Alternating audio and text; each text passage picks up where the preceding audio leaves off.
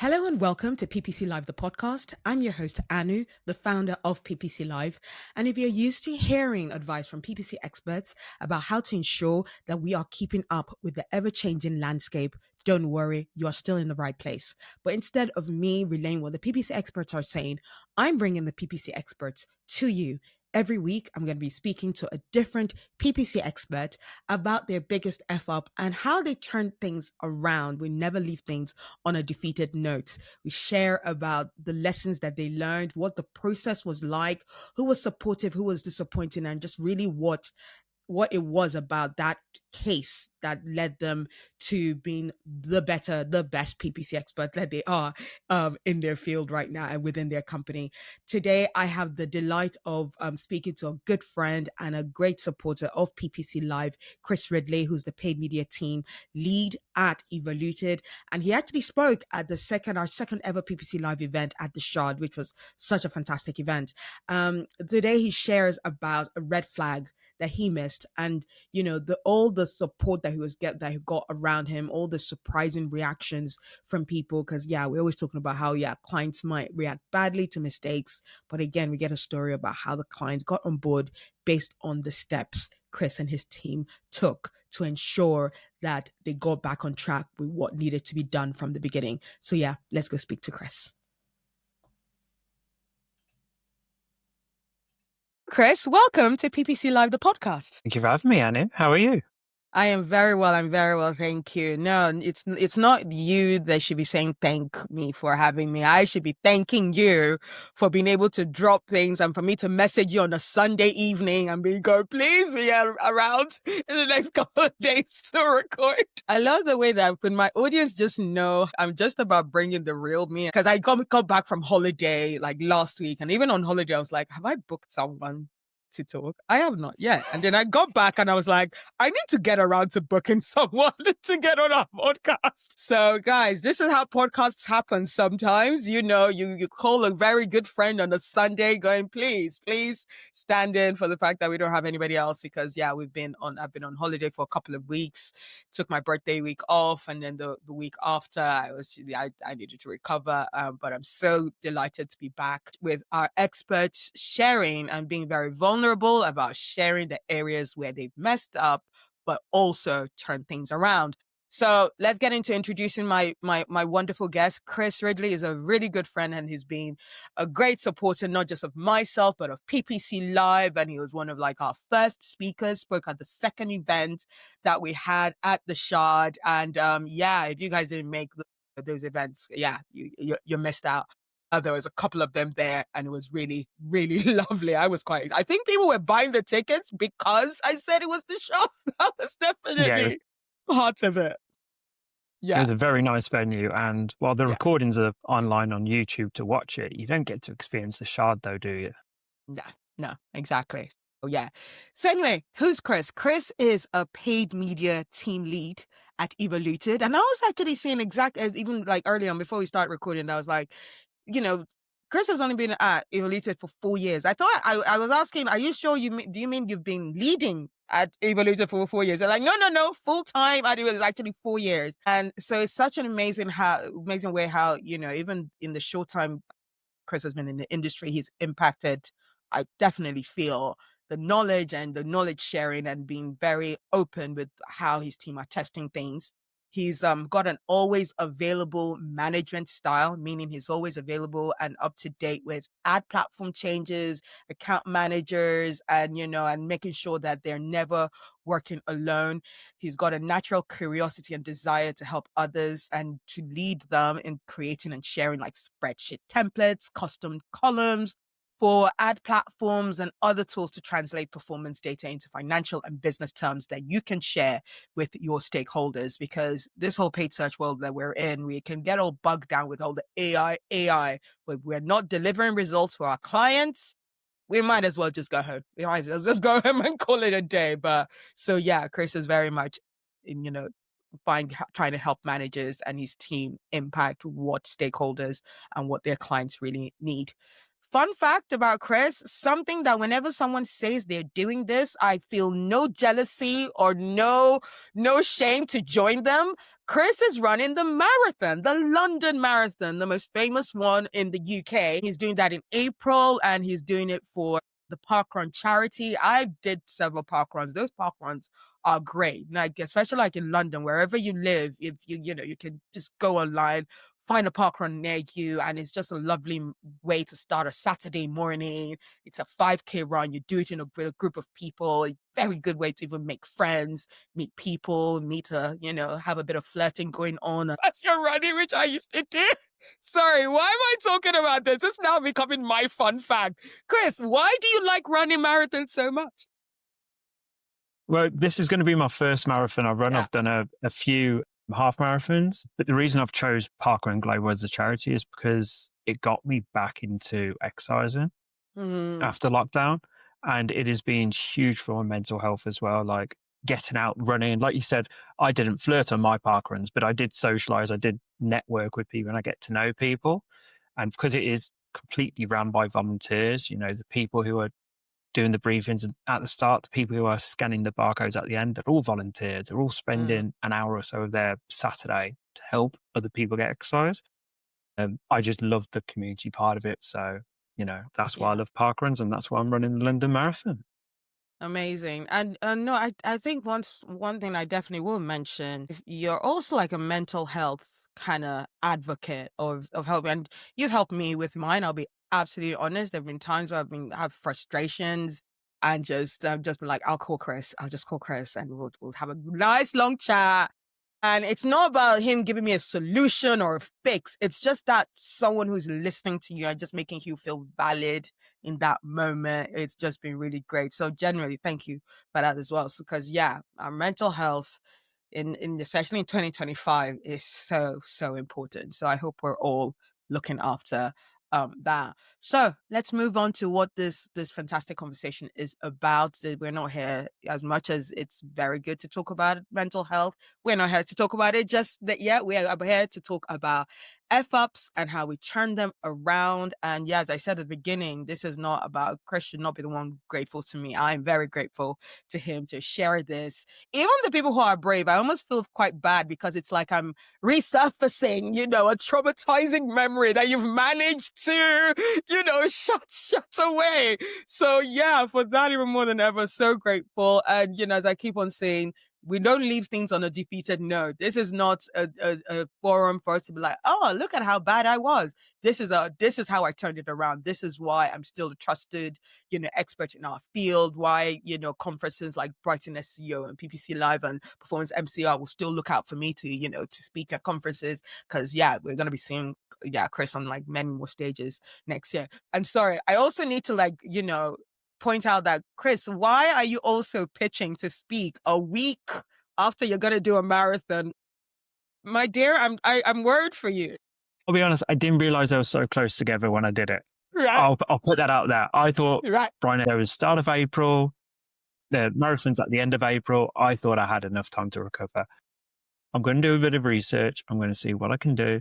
Worst case scenario, I get wheeled out in a wheelchair and I do my talk and it will be all fine and dandy. Like, amazing. I don't need to walk out there. As long as I can talk, I can do my talk. As long as your voice is working, yes, that's the dedication Chris has to sharing knowledge about paid search on stage. This is fantastic. So anyway, let's get into our story of today. Chris, what F-up would you like to share with us today? Yeah, so I could go down the route about what I've done in account to spend loads of money, but instead I want to talk about the step before that, really.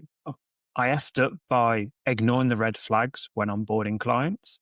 And I think that's one of the biggest F-ups you can do, whether you're freelance, whether you're in-house as well, agreeing to those kind of strategies and those benchmarks and those KPIs. That's where you can really tie your own noose. Yeah, absolutely. Okay, cool. Let us talk a bit more about that.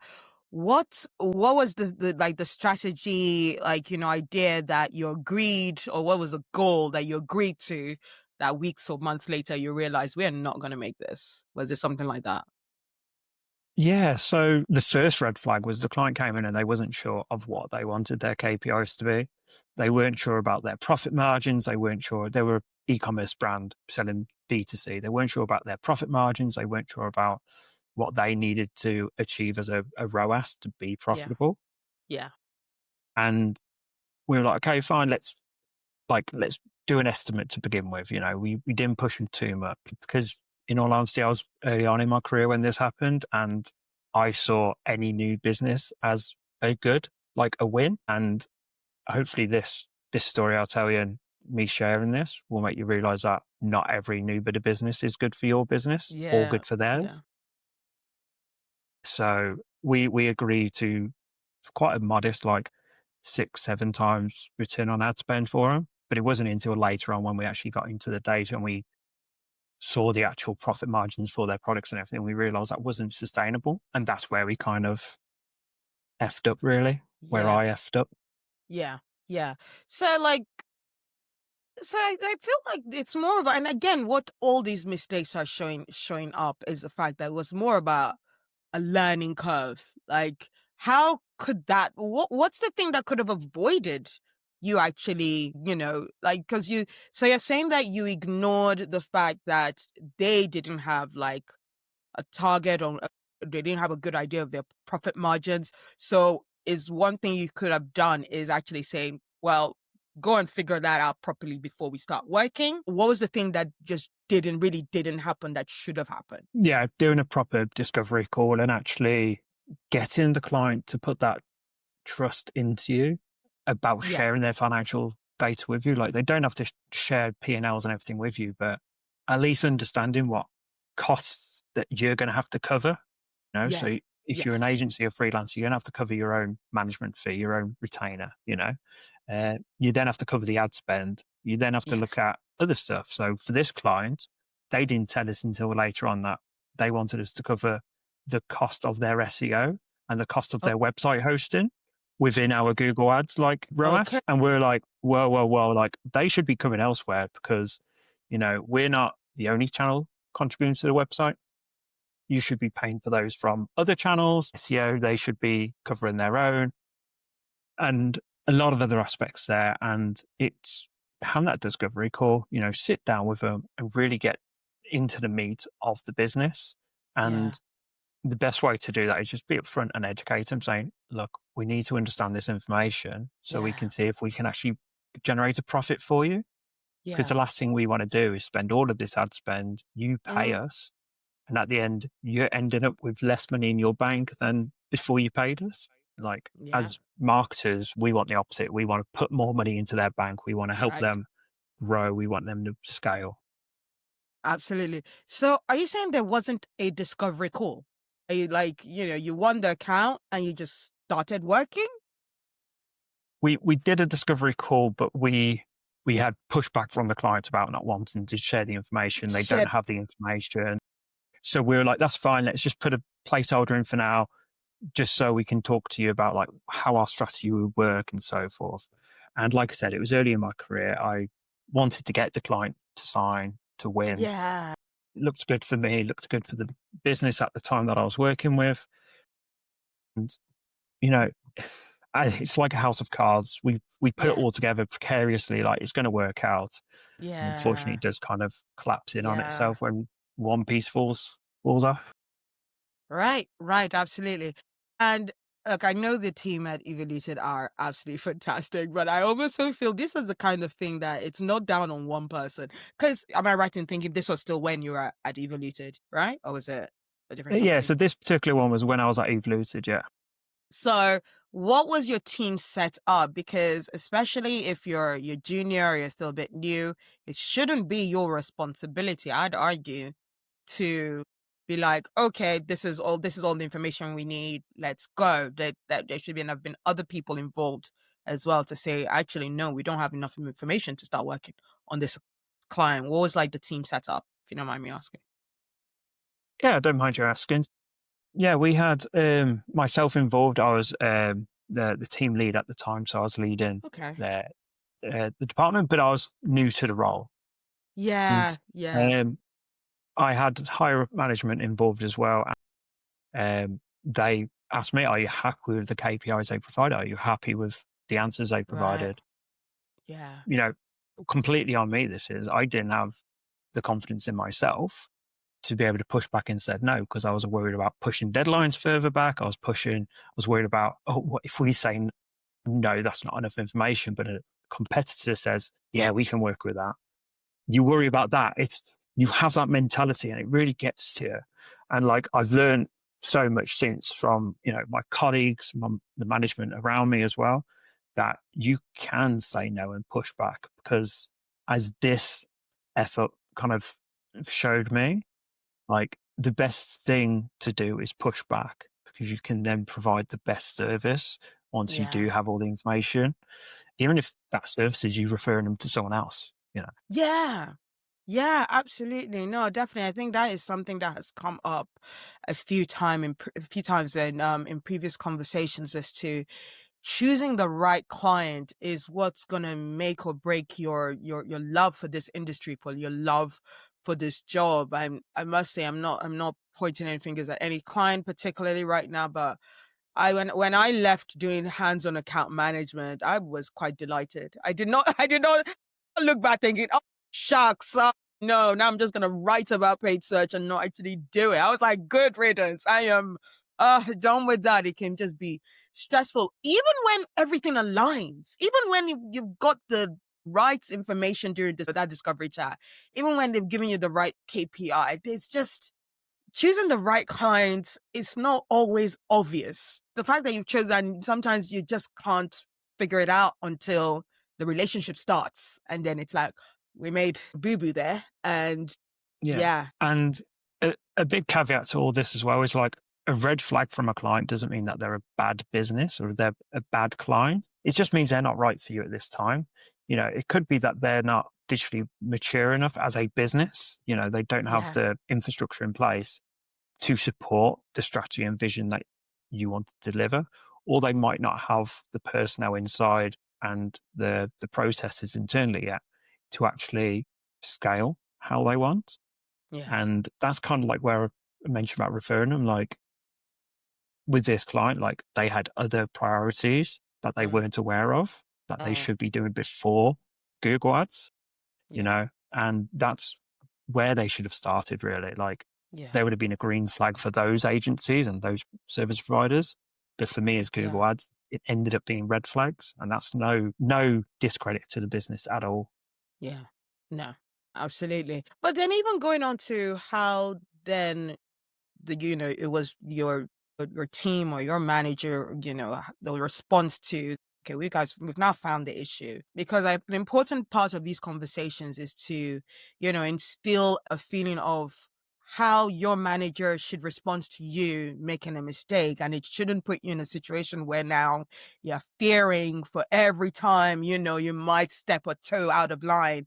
So how was that received, in terms of the fact that, okay, you then communicated to your manager that, oh, we messed up on terms of that discovery call, we should have asked for more.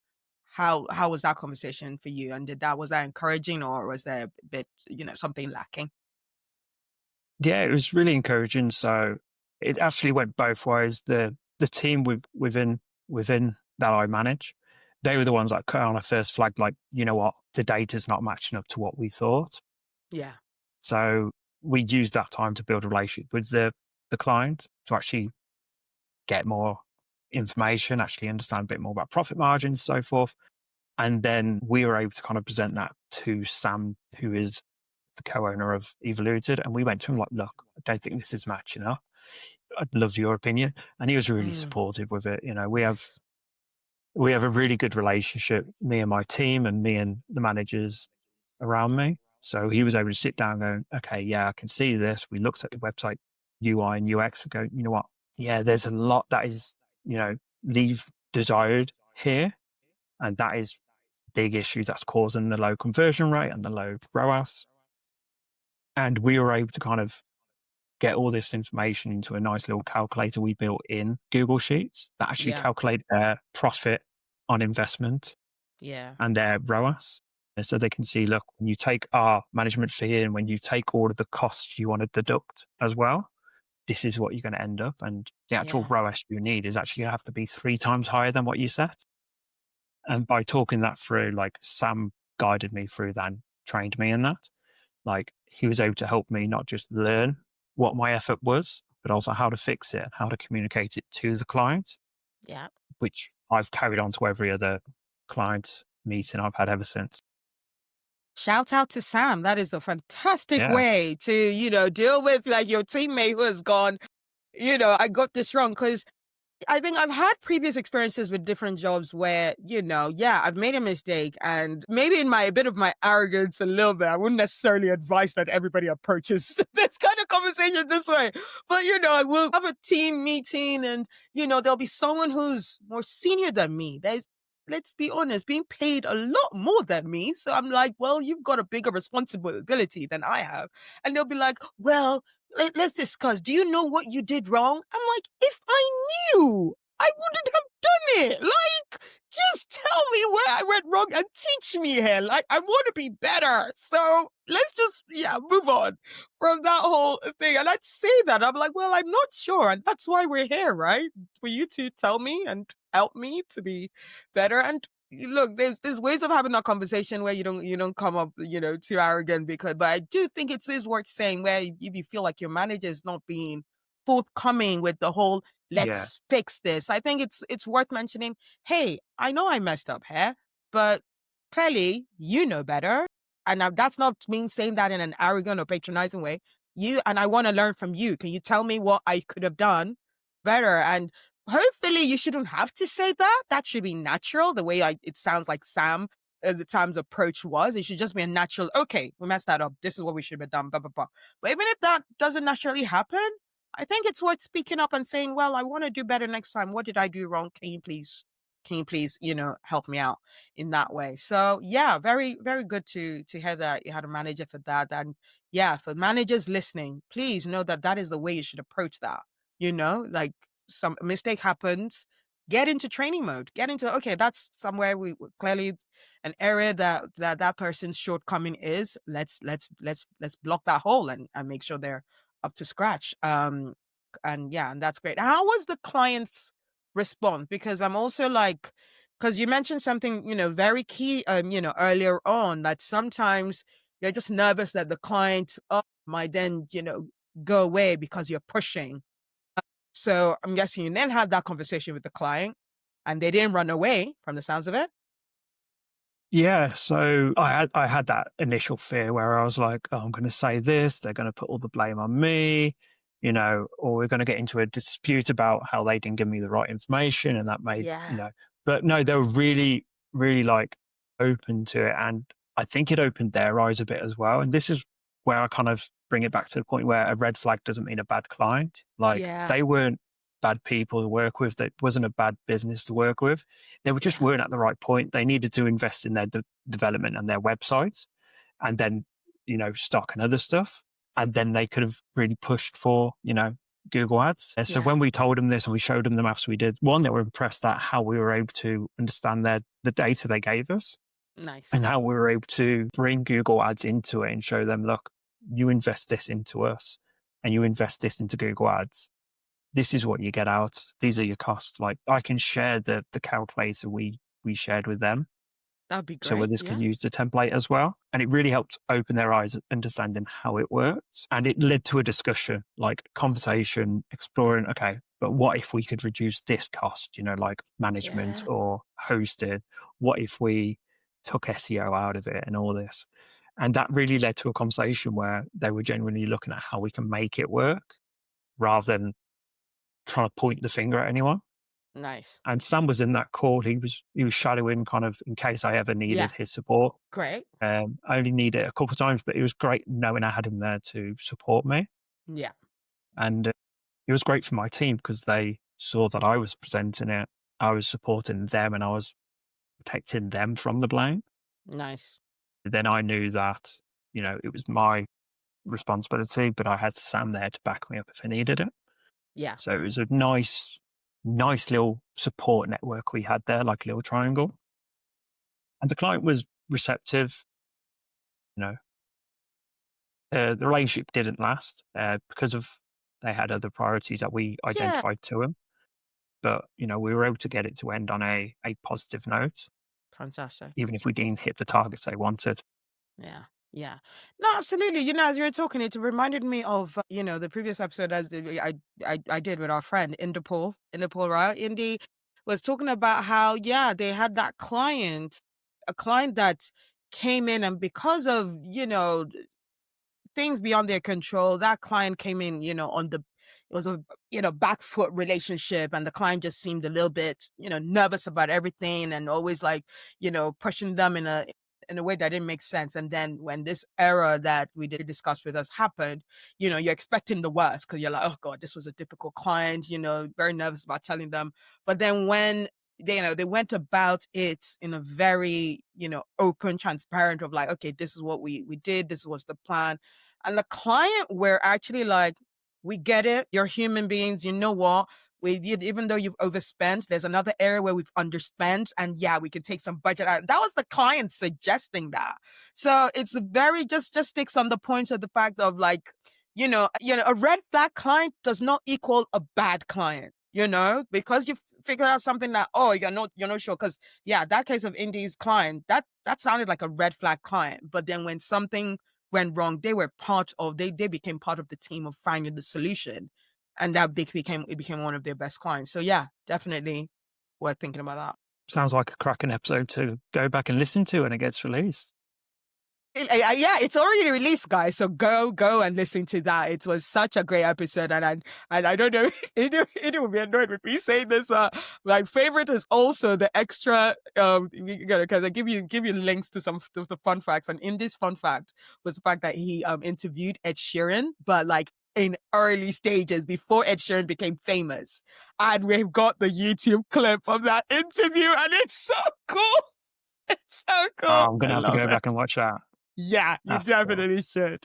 You definitely should. I mean, Chris, that has been a fantastic conversation. We're gonna story about that red flag. I think each new episode, I'll put my hand in all honesty. Sometimes I think to myself, some of these mistakes are probably going to be the same, and the stories are all going to start sounding the same, even to me listening to all of them. But they're really not. And I think one thing that is really nice to hear, and from someone who doesn't do account management anymore, is what is kind of what I'd call the anatomy of a good PPC team. And it's different with each guest I've spoken to, and they learn so many different ways of managing a team that is good and professional, and that really inspires me, that I think that our audience need to hear, in terms of in terms of like a space of they're about to join a team, and maybe they're not sure what good or bad looks like, or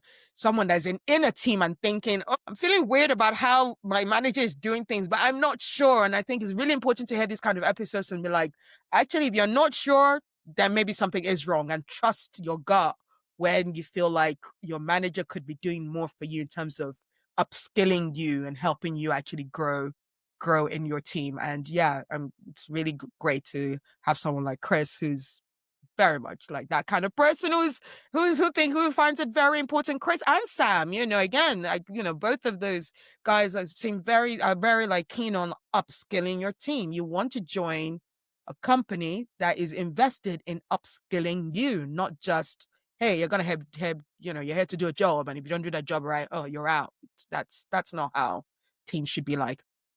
But let's say one last lesson, one last takeaway you'd like to give it to, because we're going to talk about other people's mistakes that you found out. But before we tangent to that, what's one, now key piece of takeaway you'd like to leave our audience with about that story and about that case you've just shared? Yeah, and this piece of information kind of relates to managers as well, that you were just talking about, Anu.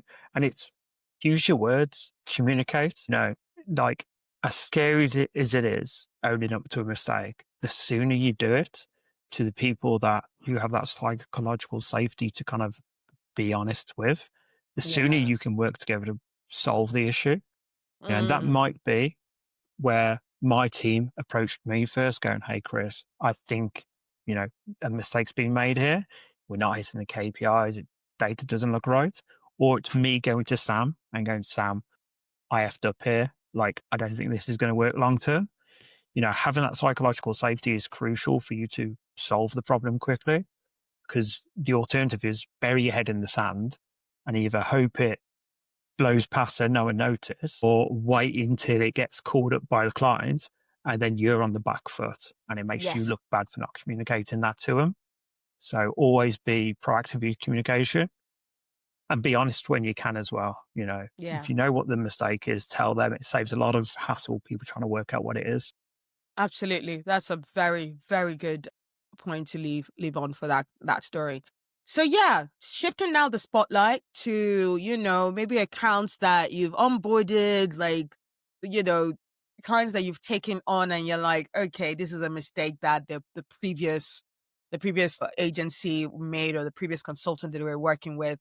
And especially, if we could, you know, weave in a bit of an AI story in there, why not? Even better. But what's one big F up that you feel like, our industry is still making that you're like, guys, we should have moved on from this by now? Changing every campaign to a performance max campaign in your Boom. account. We're seeing this a lot where you can look at the old campaigns they have paused or removed. You can see there was a good structure there where they had the channels segmented, there was flows, and there was a real strategy behind it. Mm, And now we're just seeing 2 or 3 performance max campaigns, sometimes just one performance max campaign running with everything in it.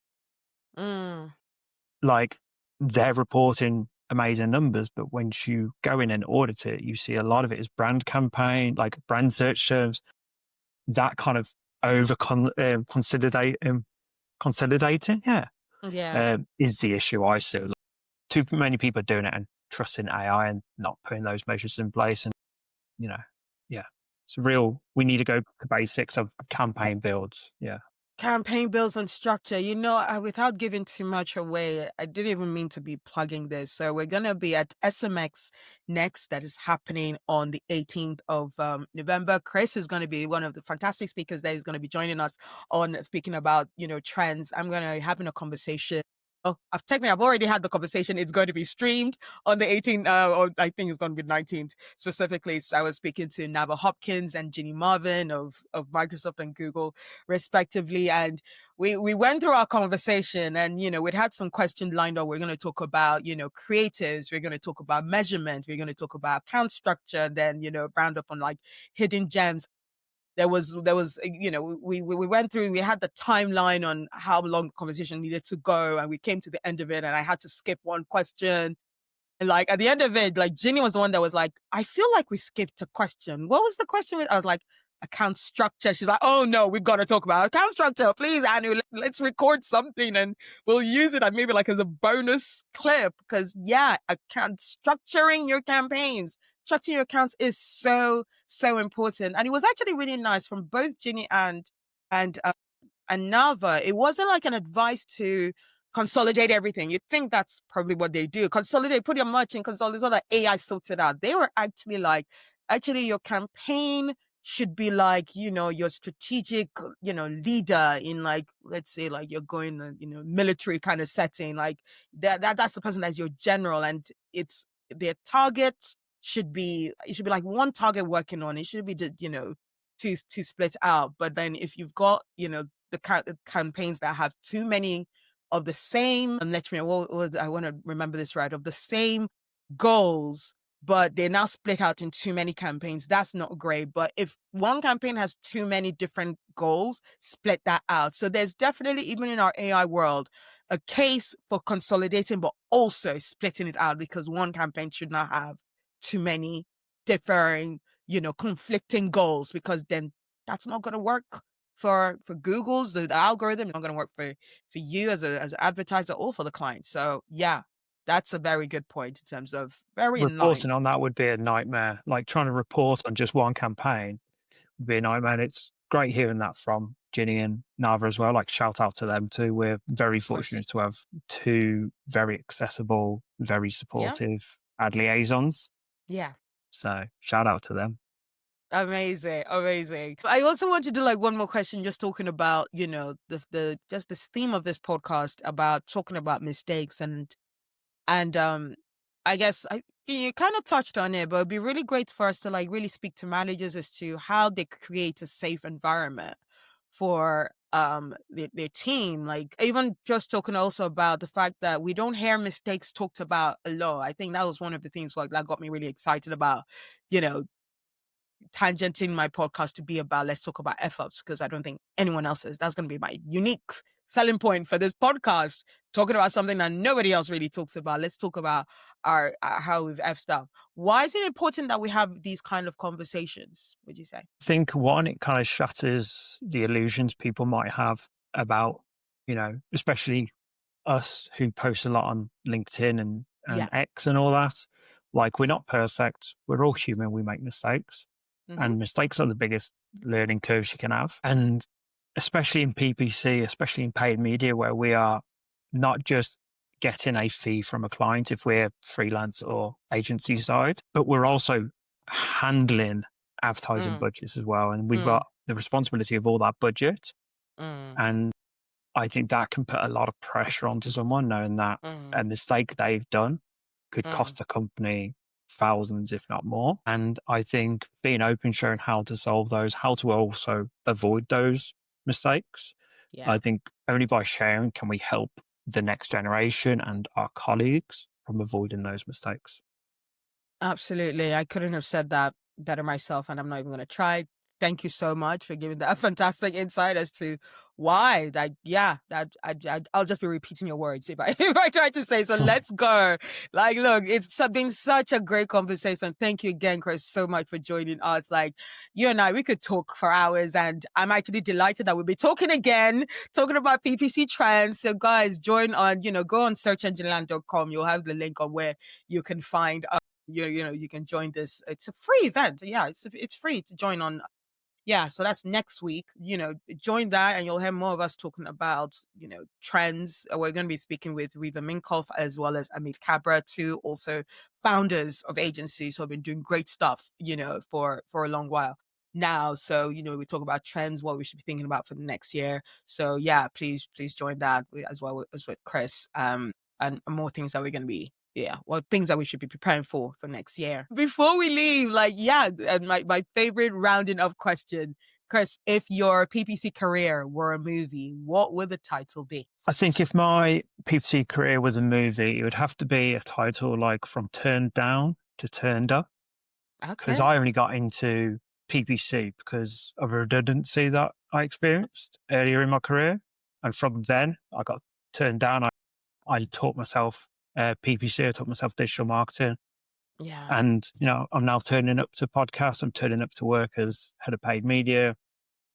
And so, 7 years ago, I lost my job. And now I'm here. So from turned down to turned up. To turned up. Absolutely love it. And we're so grateful that you keep turning up. You keep turning up, like with all you've got, like even with not knowing everything, but still with what you've got, and which is always very useful. So thank you so much, Chris, for always turning up.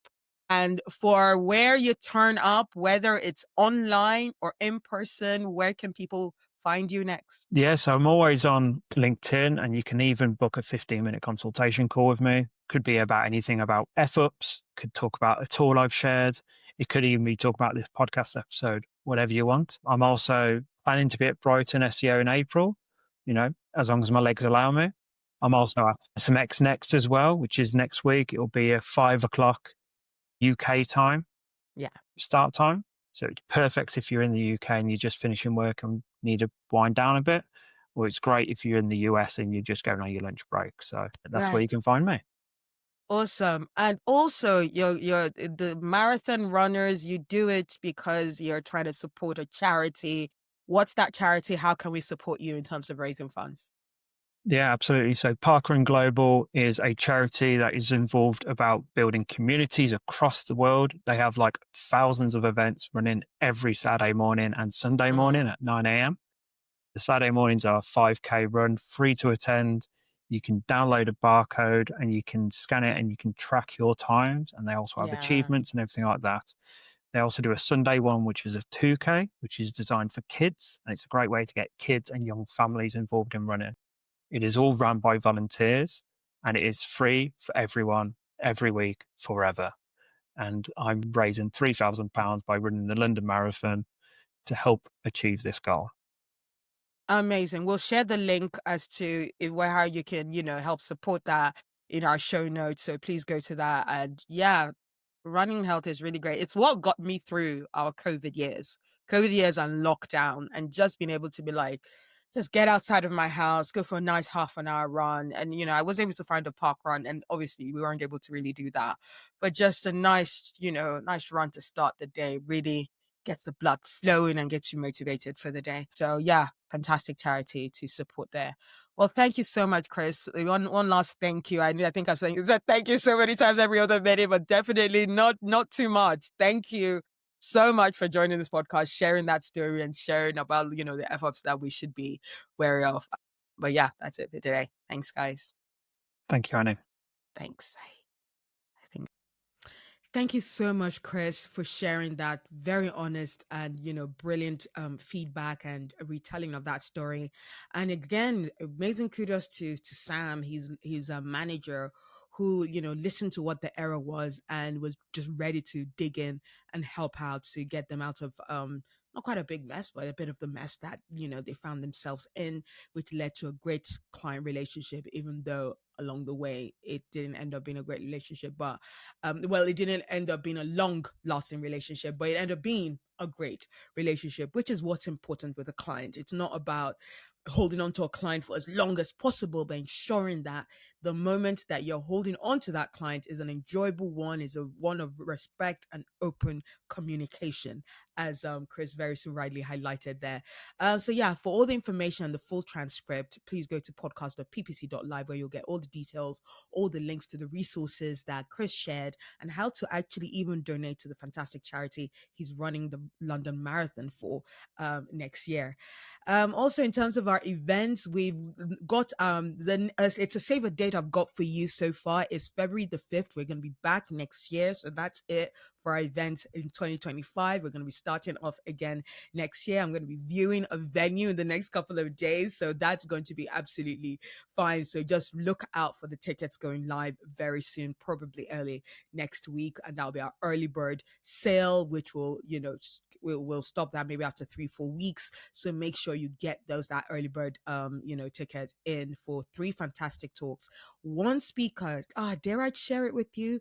Niels Ruhrmann, who is the scripts expert, who's always talking about scripts. He's agreed that he's going to talk at PPC Live. You guys are actually the first to hear about it. So yeah, you want to be at our February 5th event where the script master himself, anyone that's using a script for their Google Ads accounts, 90% chance it's something that Niels actually put together or helped put together, and he's going to be live with us in person. We're not talking like over like online, in person. Niels is going to be joining the PPC Live event for PPC Live 19 on February the 5th. So look out for that. Go to ppc.live, sign up to our newsletter to ensure that you're the first person to know when those early bird ticket sales go live, so that you don't miss what's going to be a great lineup. Plus the likes of Kat Sale, who's going to be from House of Performance, as well as Dave Alexander from Impression. So 3 amazing speakers from amazing brands that are doing amazing work in the industry. And before I leave you, I am also delighted to continue sharing that I have time for my PPC Mindset coaching, and I've got openings for you to DM me and have an introductory call, to just see a discovery call to see what your needs are, what could be holding you back from really excelling in your career, in your workplace, and how to just really get ahead and to ensure to know when to ask for that pay increase and that salary increase that you deserve, and how to help you really work around imposter syndromes that could be holding you back.